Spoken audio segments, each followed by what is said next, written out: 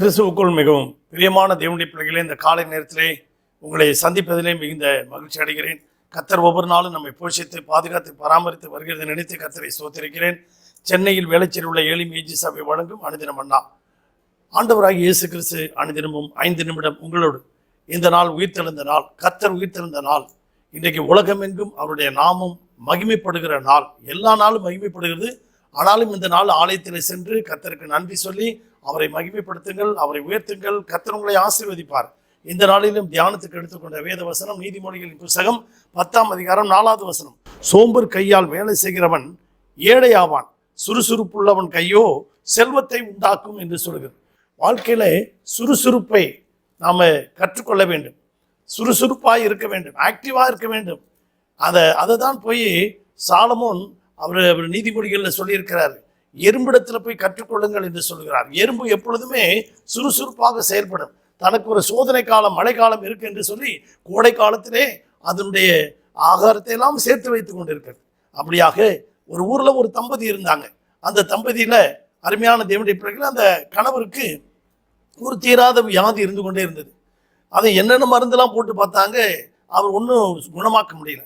பக்கத்துலேருந்து ஒரு வைத்தியர் அழைச்சிட்டு வந்தாங்க, நாட்டு வைத்தியர். அவர் அழைச்சிட்டு வந்தபோது பார்த்தபோது அவர் ஒரு டப்பா சூரணம் கொடுத்து, இந்த சூரணத்தை நீ சாப்பிடுப்பா, ஒரு டேப்லெட்டாக எடுத்து சாப்பிடு அப்படின்னு சொல்லியிருக்காரு. எப்போ சாப்பிடணுன்னா உனக்கு வேர்வை வரும்போது தான் சாப்பிடணும்னு சொல்லிட்டு போயிருக்கிறார். அப்போ தான் இந்த வியாதி சுகமாகும்னு சொல்லிட்டு போயிருக்கிறார். அவர் போயிட்டார் சொல்லிட்டு. இவர் படுத்து பார்க்குறாரு. ஒரு நாள் வேர்வை வரவே இல்லை. வேர்வை வரல. வேர்வை வந்தால் தானே அந்த டேப்லெட்டை சாப்பிட முடியும், அந்த சூரணத்தை சாப்பிட்ணும். இவர் பார்த்தாரு, மனைவி பார்த்தாங்க, ஏங்க இப்படியே படுத்து கிடக்குறீங்க, வேர்வையும் வந்த பாடில்லை, உங்களுக்கு உடம்பும் வியாதி சுகமானது இல்லை, அதனால் வேர்வை வரத்துக்கு நான் ஒரு ஐடியா சொல்கிறேன், என்னோட சேர்ந்து கொஞ்சம் வேலை செய்யுங்க, இந்த துணிமணியை கொஞ்சம் துவைச்சி கொடுங்க, அந்த கடைக்கறிக்கெல்லாம் காய்கறிக்கெல்லாம் போய் வாங்கிட்டு வாங்க, கடைக்கு போயிட்டு வாங்க, இப்படியெல்லாம் செஞ்சுட்டு வாங்க அப்படின்னா. அவன் உடனே என்ன செஞ்சுட்டான், நாளடைவில் அந்த துணிமணிகளை துவைக்கிறதும், கொஞ்சம் மனைவிக்கு ஹெல்ப் பண்ணுறதும், காய்கறி கடைக்கு போகிறதும், வயலில் போய் வேலை செஞ்சுட்டு வரும்போதெல்லாம் பார்த்தா வேர்வை கொட்டுது அப்படியே. அப்போ ஒவ்வொரு மாத்திரையும் எடுத்து சாப்பிட்டான். பாதி காலி ஆகிடுச்சு. அந்த வைத்தியரை போய் பார்க்கலான்ட்டு போது, ஐயா ரொம்ப நல்ல வைத்தியம் சொன்னீங்க, எனக்கு இப்போ அந்த வியாதியெல்லாம் போயிடுச்சு ஐயா அப்படின்னு சொல்லி. என்னப்பா எப்படி சொல்கிற? வேர்வை வந்துச்சுங்க. எப்படி வேர்வை வந்தது?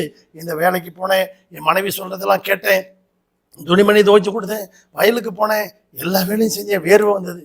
அட தம்பி, நான் சொன்னது அது கம்பசூத்திரம் கிடையாது, அது பெரிய டேப்லெட் கிடையாது, அது துளசியும் சில நாட்டு வைத்தியமும் செஞ்ச அந்த இதை நாங்கள் ஒரு மாத்திரை மாதிரி செஞ்சு உனக்கு கொடுத்தேன். இதில் ஒன்றும் கிடையாது, துளசி தான்ப்பா, அது துளசி மாத்திரை, அது வேற ஒன்றும் கிடையாது அப்படின்னா. பிரியமான தேவனுடைய பிள்ளைகளே, நம்முடைய வாழ்க்கையில் நாம் சுறுசுறுப்பாக இருந்து செயல்படும் போது நம்முடைய சரீரங்கள்லாம் ஸ்வெட்டிங் நம்முடைய சரீரங்கள்லாம் வேர்வை நமக்கு உடல் உழைப்பு பார்த்திங்கன்னா ஐம்புலன்களும் ஏங்கி நம்முடைய உள்ள குடலெல்லாம் சுத்தமாகி ஏற்ற நேரத்தில் எல்லா கழிவுகளெல்லாம் வெளியில் கொண்டு தள்ளிடும். பிரியமான தேவனுடைய பிள்ளைகளே, நம்முடைய வாழ்க்கையில் சுறுசுறுப்பாக இருப்போம், செயல்படுவோம். கர்த்தர் நம்மை ஆசீர்வதிப்பார். இது சம்பந்தமாக ஆதியாகமத்தின் புத்தகம் 26ஆம் அதிகாரத்தில் பார்த்தீங்கன்னா, தேசம் முழுவதும் பஞ்சமாக இருக்கிறது. தேசம் முழுவதும் பஞ்சமாக இருக்கிறது. ஆனால் ஆதியாகமம் 22:12 ஈசாக்கு அந்த தேசத்திலே விதை விதைத்தான். கர்த்தர் அவனை ஆசீர்வதித்தபடினால் அந்த வருஷத்திலே 100 மடங்கு அவன் பலனடைந்தான். அவன் ஐஸ்வர்யவானாகி வர வர விருத்தி அடைந்து மகா பெரியவனான், பணக்காரனாயிட்டான், பெரிய பணக்காரனாயிட்டான். எப்படி? பஞ்ச தேசத்துல எப்படி விதைத்தான்? அவன் கிதியோனுடைய அந்த மெத்தடை அவன் கையாண்டான். ஆண்டவரே, இந்த தோல் மாத்திரம்தான் பனி பெய்யணும், ஆண்டவரே சுற்றிலும் பனி பெய்யக்கூடாது அப்படின்னுங்கிற ஒரு முறை சொன்னான். அதே மாதிரி கர்த்தர் செஞ்சார். ஆண்டவரே இன்னொரு முறை, ஆண்டவர் இந்த தோலை விட்டுட்டு சுற்றிலும் பனி பெய்யணும், அந்த தோலில் மட்டும் பனி பெய்யக்கூடாது அப்படின்னு கேட்டான். அதே மாதிரியே கர்த்தர் செஞ்சார். அதே மாதிரி தான் ஈசாக்கு அந்த தேசத்தில் ஆண்டவர் சொன்னார், நீ இந்த பஞ்ச தேசத்தில் எகிப்துக்கு போகாத, நீ இங்கே இரு, இந்த கேராரிலே இரு, நான் உன்னை ஆசீர்வதிப்பேன்னு சொன்னார். அவன் கர்த்தருடைய வார்த்தைக்கு கீழ்ப்படிந்து அவன் பஞ்ச தேசத்தில் தேவன் மேலே விசுவாசம் வைத்து அவன் விதைத்தான். அவன் வர வர விருத்தி அடைந்து மகா பெரியவனானான், ஐஸ்வர்யவானானான். அருமையான தேவனுடைய பிள்ளைகளே, நீங்களும் நானும் அப்படியாக பஞ்ச தேசத்தில் விதைத்து ஒரு செல்வத்தை கொண்டு வருவோமா?